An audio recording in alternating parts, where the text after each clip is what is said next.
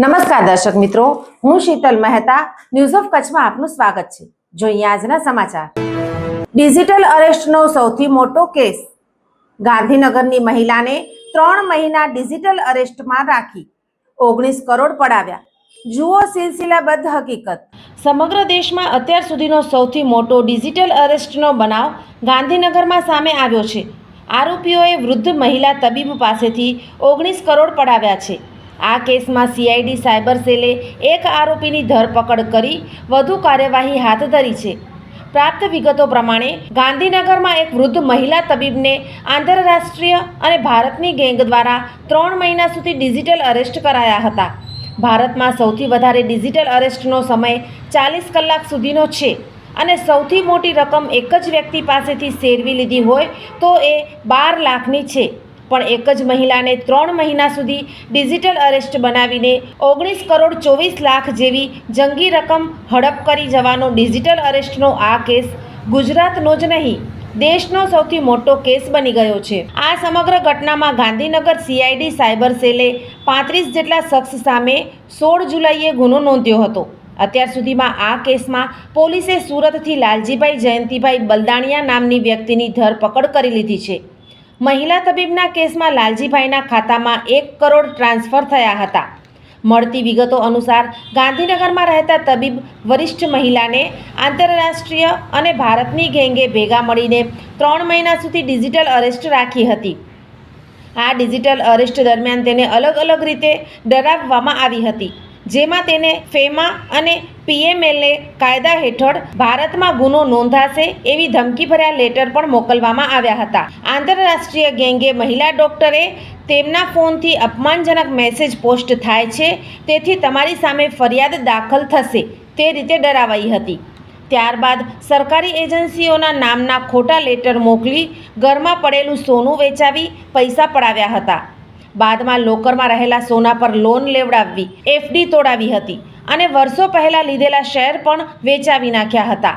આ બધામાંથી જે રૂપિયા આવ્યા એ અલગ અલગ બેંક ખાતામાં જમા કરાવી દીધા હતા। 3 મહિના પહેલાં 15મી માર્ચના ડિપાર્ટમેન્ટ ઓફ ટેલિકોમ્યુનિકેશનમાંથી જ્યોતિ વિશ્વનાથ નામની વ્યક્તિનો આ મહિલાને ફોન આવ્યો હતો। એ પછી પોલીસ ઇન્સ્પેક્ટર અને પબ્લિક પ્રોસિક્યુટર સહિતના નામે મહિલાને ડરાવી પૈસા પડાવાયા હતા।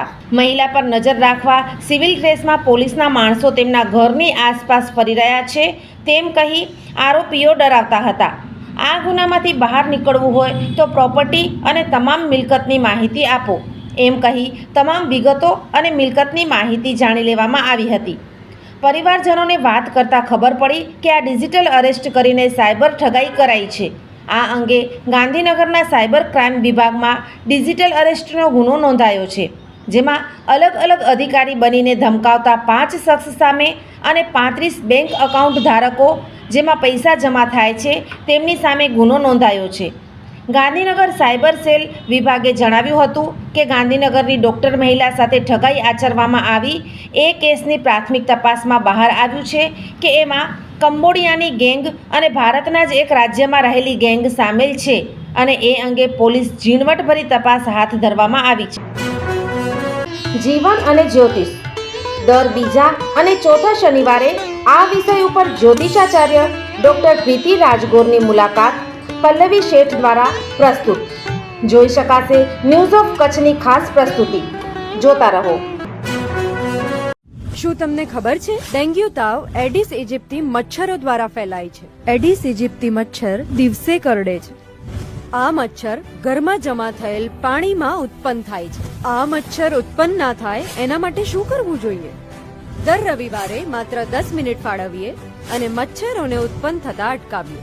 આપણા ઘરની અંદર તેમજ આસપાસના 10 મીટરના વિસ્તારમાં રહેલા ઉપયોગમાં લેવાતા પાણીના પાત્રોને હવાચુસ્ત ઢાંકણથી બંધ કરીએ। જેની જરૂર ના હોય એવા બિન ઉપયોગી સંગ્રહ કરેલા પાણીનો નિકાલ કરીએ। એટલું જ નહીં, આ બાબતની માહિતી આપણે આપણા આસપાસના 10 લોકોને આપી આપણા શેરી અને મહોલ્લાને મચ્છરજન્ય રોગચાળાથી બચાવીએ। આપણા પરિવાર માટે 10 મિનિટ ફાળવીએ, મચ્છરોની ઉત્પત્તિ અટકાવી મચ્છરજન્ય રોગોથી બચીએ। આરોગ્ય અને પરિવાર કલ્યાણ વિભાગ, ગુજરાત સરકાર દ્વારા જનહિતમાં જારી। દર્શક મિત્રો, આજે તારીખ 29 જુલાઈ 2025 આ હતા આજના સમાચાર. આવતીકાલે ફરી મળીશું. ત્યાં સુધી મને રજા આપશો. નમસ્કાર.